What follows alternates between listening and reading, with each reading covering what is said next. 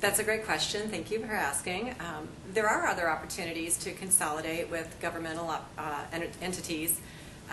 One of the greatest examples, I think, is the Sheriff's Department working with the other police departments, and they developed a think map, and they're sharing resources to be able to not duplicate services, but to be able to understand where each other are in case of emergency and actually for routine traffic and fire and ambulance service as well. So that's one great example I think that we could learn from.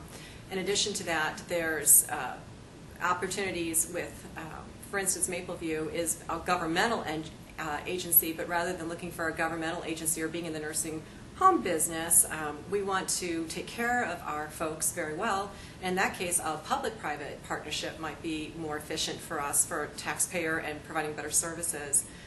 There's also some other governmental opportunities. I know our council has discussed a few things in the past.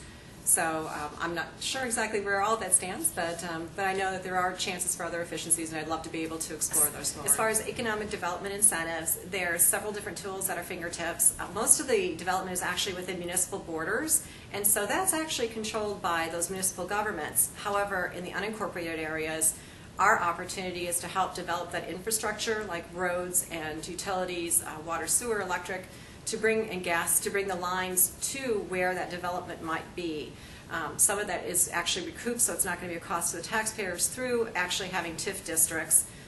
There's been some new legislation that's been proposed with SB 1, Senate Bill 1, which is actually rolling back the business personal property tax. That's going to be a county-by-county decision, so it's going to be interesting to see how we approach it. I would take a step back and wait and see what some of our other ring counties do before we embrace that, just because until we have a better handle on it, it could impact our local budgets. Okay, so agriculture versus development. I don't really think that that's a question of is there a right number for a balance. Really, it comes down to personal property rights. If a farmer has a piece of property that they'd like to sell, or any landowner for that matter, and you have a buyer, I think they should be able to bridge or make that transaction. What we're looking for is our comprehensive plan. Businesses are attracted to other like businesses.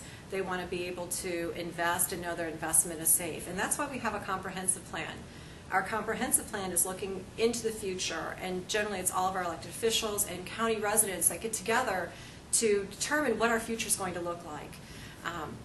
One thing, just like in business, plan can become obsolete quickly. So I do believe that our comprehensive plan should be looked at about every 5 years and really look to see if that's addressing the needs of the community and the current residents.